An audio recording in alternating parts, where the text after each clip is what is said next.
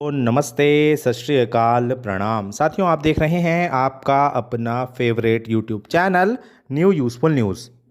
और साथियों, आज के इस वीडियो में हम आपको बता रहे हैं बजट 2023 के बारे में। क्या रहा इस बार के बजट में, विशेषकर मध्यम वर्ग के लिए।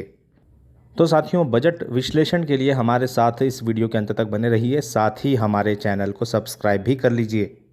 साथियों, कई बार YouTube वीडियो देखते समय हम सोचते हैं इस वीडियो को हम लाइक करके चैनल को सब्सक्राइब कर लेंगे, लेकिन हम ऐसा करना भूल जाते हैं। तो आपसे निवेदन, रिक्वेस्ट, आग्रह है, कृपया हमारे चैनल को सब्सक्राइब कर लीजिए। दोस्तों, वित्त मंत्री निर्मला सीतारमण द्वारा इस बार 5वां बजट पेश किया गया है। यह मोदी सरकार के दूसरे कार्यकाल का अंतिम पूर्ण बजट होगा। इसके पश्चात अगले वर्ष सरकार की ओर से अंतरिम बजट प्रस्तुत किया जाएगा। क्योंकि 2024 में लोकसभा चुनाव होने वाले हैं, वित्त मंत्री के बजट के बाद महंगी और सस्ती होने वाली चीज़ों पर सभी की दृष्टि है। इस दौरान कई चीज़ों पर टैक्स बढ़ाया गया तो कहीं पर हटाया भी गया है। साथियों, टैक्स स्लैब कम हो गए हैं। इसका असर ये होगा कि कुछ चीज़ें महंगी हो जाएंगी और कुछ सस्ती। आइए जानते हैं बजट के बारे में। तो साथियों, मिडिल क्लास की ओर से आयकर छूट की सीमा को बढ़ाने की आशा पर वित्त मंत्री ने प्रसन्नता वाली न्यूज़ दी है। न्यू टैक्स रिजीम के तहत अब 7 लाख रुपए तक की आय पर किसी भी प्रकार का टैक्स नहीं देना होगा। इस रिजीम के तहत अब पहले के मुकाबले टैक्स स्लैब कम हो गए हैं। साथियों, कौन से सामान होंगे सस्ते ये आपको बताएं तो खिलौने, cycle, TV, mobile, electric vehicle और प्रयोगशाला में बने हीरे। जो चीज़ें महंगी हो रही हैं उनकी बात करें तो घरों की इलेक्ट्रिक चिमनियाँ, गोल्ड प्लेटिनम खरीदना, सिगरेट और चांदी के बर्तन।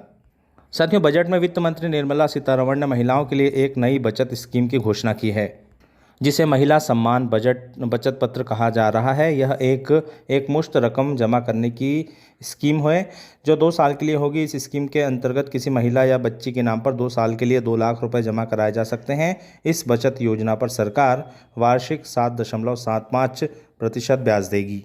वित्त मंत्री निर्मला सीतारमण ने कहा कि भारतीय अर्थव्यवस्था चमकता सितारा है। उन्होंने बताया कि गरीब खाद्यान्न योजना 1 वर्ष के लिए और बढ़ा दी गई है।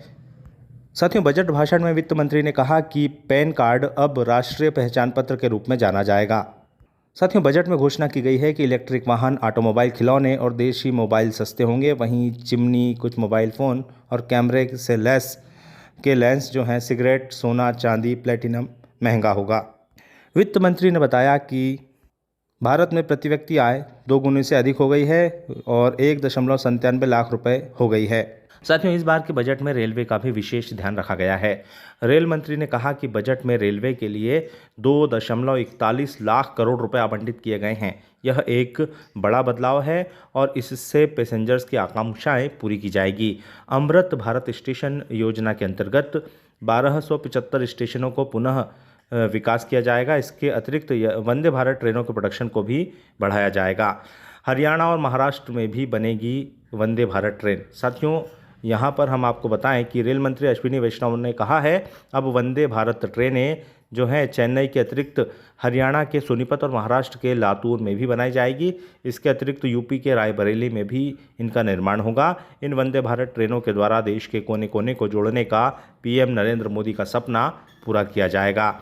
इसके साथ ही दोस्तों, अश्विनी वैष्णव ने यह भी कहा कि हाइड्रोजन ट्रेन दिसंबर 2023 में चलाई जाएगी। इन्हें भारत में डिज़ाइन किया जाएगा और वहीं इनका विनिर्माण होगा।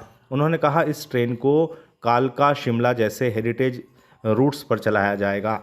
इसके साथ ही यूपी के रायबरेली में भी अब बनेगी हमारी वंदे भारत ट्रेन।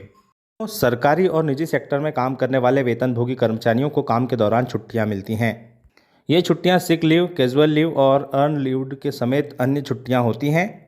इनमें से कुछ छुट्टियां उस समय के दौरान न लेने पर अपनी आप समाप्त हो जाती हैं, लेकिन कुछ छुट्टियां न लेने की स्थिति में समाप्त नहीं होती और अगले वर्ष के अवकाश में जुड़ जाती हैं। इस तरह अब आप नौकरी में रिटायर होते हैं या फिर इस्तीफा देते हैं तो इन छुट्टियों को कैश करवा सकते हैं।